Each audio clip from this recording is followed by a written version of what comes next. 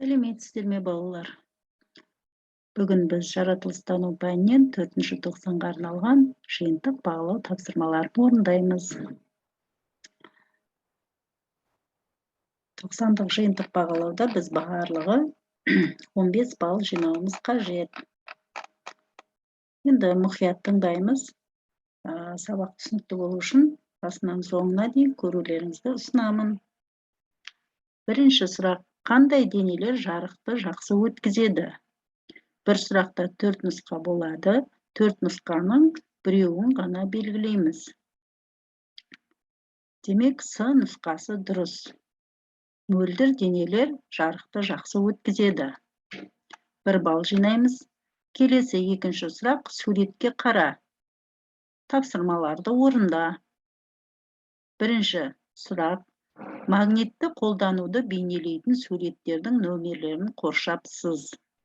Яғни магнитті қолдануды бейнелейтін суреттер ол міне бірінші, міне бір қызылмен мен көрсетіп қойдым, және 4-ші магнит қолдануда бейнелейтін суреттер осы 1 мен 4 балалар. Бұл жерде біз 2 балл жинаймыз.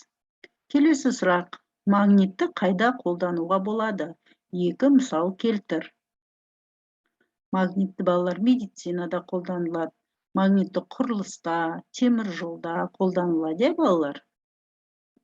Және де өздеріңіз білетін басқа да қайда қолдануға білетін болсаңыздар, оны да жазсаңыздар болады. Бұл жерде де 2 балл жинаймыз. Үшінші: жоғалған инені магниттің көмегімен тауып алуға бола ма? Неліктен?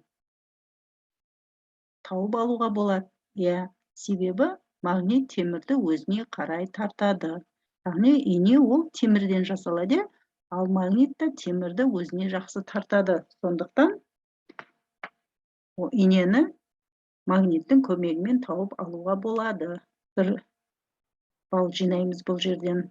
Келесі 3-ші тапсырма: берілген ақпараттардың қандай дыбыс шығаратынын айт. Қ деп белгілесек қатты, Б бәсең.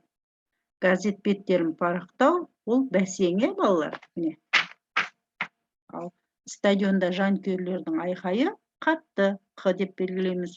Жапырақтың сыбдыры ол бәсең, Б деп белгілейміз. Мотоциклдің дауысы ол қатты, балалар. Міне барлығына біз дұрыс жауап жазсақ, 4 балл жинаймыз. Келесі: қатты және бәсең шығатын дыбыс көздеріне мысал келтір.